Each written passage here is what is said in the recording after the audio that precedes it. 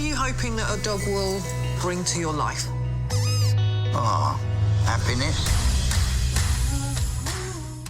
So we're finding out all this week about the Manx SPCA, and we've been hearing from Krysia about the background of the charity. Now, there's probably still, Krysia, a bit of a kind of misconception that it's just dogs and cats in here. It's not, is it?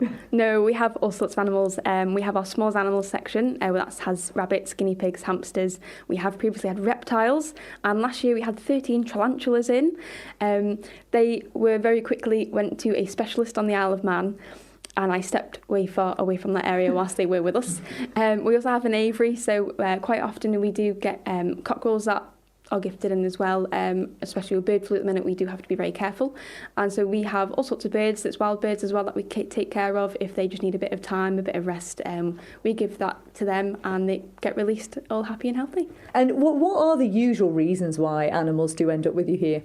Recently, it's financial reasons. Obviously, the cost of everything has gone up in the world, and that also includes vet fees, which has also been quite a big impact, especially older dogs that are no longer coping with owners. It's very expensive to carry on with their feeds or their vet issues, as well as housing arrangements. So if people are having to move and they can't find somewhere that is pet-friendly accommodation, therefore their animal has to be gifted in. We've had an increase recently in our dogs. In the past 3-4 years, we've not had a waiting list as such for dogs waiting to come in. And this year we had our first waiting list for dogs needing to come in, and it's all down to, because we also work with the police with welfares as well. If we do have pens that are with welfare dogs in, that obviously takes up the space. And we also had a slowdown of adopting dogs. For example, we had 2 young, under 1-year-old dogs, fantastic, great with dogs, good with kids, and unfortunately they had no interest for 3 months of actually being out for adoption, even though they were so advertised, they had meets, etc. They just weren't lucky enough to be adopted. So, but people are considering the cost of these things, which we would really appreciate, that everyone's thinking lifelong expectations, and if they're not capable of being able to adopt right there and then, that's absolutely fine. That's what we're here for. When a dog looks into you, you feel it in your heart. You just know. Oh, he's perfect. What was the sort of longest you've had an animal in here for then? There was a staffy here for 7 years before he finally found his feather home. We've also got one of our longest dogs in is Cooper. He's a Cocker Spaniel, and he's been in with us since November, end of October, I think I want to say. He was here for our Christmas photo shoot, so I know it was from last year. And he's a 3-year-old Cocker Spaniel. He comes across like just a typical teenage dog. He likes to get his own way, and he's found his bark, which is quite deep. Bless him, he's literally just a teenager in a dog, and he doesn't like being told no. And he can only come in after 20 throws of the ball, not 19 throws of the ball. So he very much has to get his own way. He has had people interested in him, but I think he doesn't quite do himself any favours when he does go to a home check, because that's when he likes to try bark and tell the people where he will be sleeping and when he wants to play.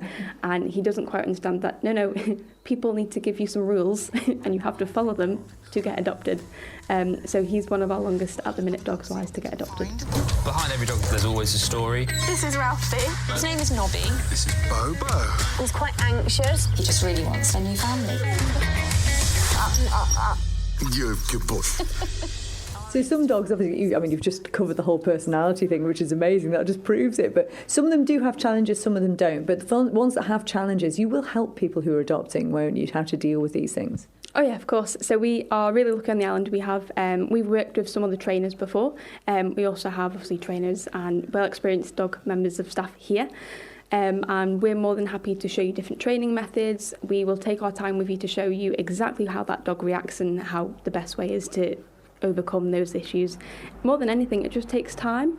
Dogs take 3 months to settle into a new home, 3 weeks to learn a complete new routine, and 3 days just to know where the back door is to go out to the toilet. So I think when people do take home a dog, they expect them to be completely perfect over one night, but it does take them, they've been into a kennels routine, they've seen kennel staff, and now they've gone into a complete new home. There's new noises, there's chairs and tables everywhere, there's a TV that's on showing everything. So it's a lot for them to take on, and I think people just need to give them a little bit of time to relax into that environment, give them a chance, and really show them their true colours. It's a match made in heaven, and they're all going to be really happy together. Now we have 5 in our family. Do you need a forever home? We are so lucky for volunteers. Some of our volunteers are here nearly every day, some are here making sure that they're here every week. Some of our long-term volunteers are able to take dogs off site, and they really help the nervous dogs and nervous cats bond with people. It really helps the animals here on the site for those volunteers. They spend so much time getting to know these animals, and it really helps them bond with new people that are ready to adopt, so it really gets them out of their shell, and we're so lucky.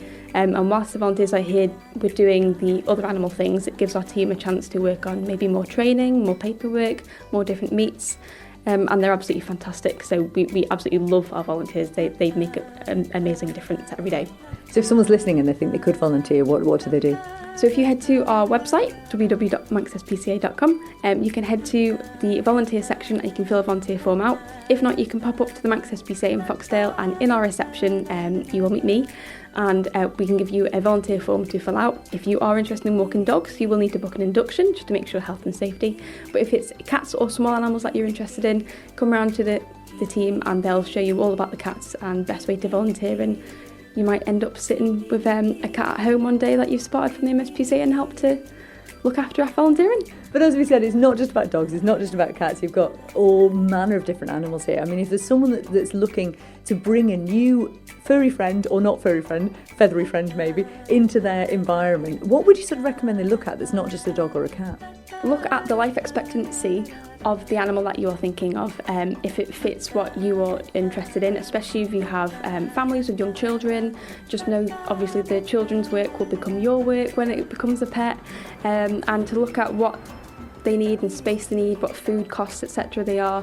Rabbits, for example, their teeth continue growing, so they always need something to chew on, and they need quite a lot of space rather than just a rabbit hutch.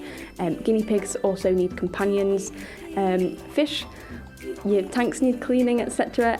But more than anything, just as long as you educate yourself on what that animal needs and look at the vet fees wise, know that it's completely easy for you to home and care for the rest of that life of that animal, then that would be the perfect pet for you. And if you do need help, the team here at Manx SPCA are happy to help.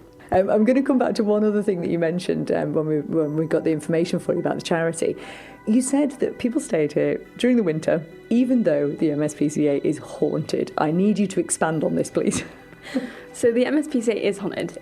So in the kennels area and the small animals section, things move around, footsteps are heard at night, and the bungalow that is on site is haunted, and I can definitely confirm that with personal experience. We've all had personal experiences here on site.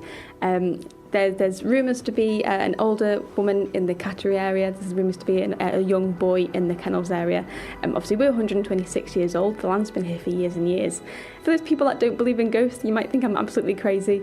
What was your experience? I was actually in the bungalow and my guitar started playing its strings. There was no one there, and it was a good 4-second tune on the strings, and it's happened more than once. And I have a battery radio that you have to physically turn on, and sometimes in the middle of the night the radio will turn on really loud and I have to get up and turn the whole thing off. So that's haunted. The kennels is haunted. Sometimes the light comes on and off in the attic and the kennels. The door will close and you'll hear footsteps in the attic. Yeah, and sometimes you just get a really cold feeling over your shoulder, like someone's there in the small animals section at night time. So, yeah, but definitely come during the day, it's fine. Don't the animals react though? Because animals are meant to be super sensitive, aren't they? Especially cats. The animals in kennels on site, they haven't so far that we've been aware of, but in the bungalow, my dog has reacted to something. As long as they're nice, it's absolutely fine. Everyone's going to think I'm absolutely crazy now.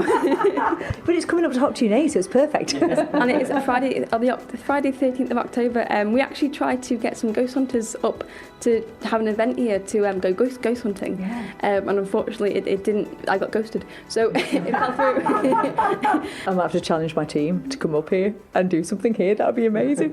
But do you know what? Coming back to the main reason for this, Krysia, it's an absolute joy talking to you, and I'm just going to say thank you from the island for looking after these fabulous animals and what they do, and just remind us again how anyone who's listening can actually get in touch with you and potentially look at maybe adopting. Yeah, so if you can head to our website on www.manxspca.com, give us a call on 851 672 or pop up. We're open 1 till 4 every day, Mondays except Mondays and Thursdays. And the team and myself are more than happy to speak to anyone that wants any questions about adopting, volunteering or more. And you can have cake and coffee as well. The best tea rooms on the island. Exactly.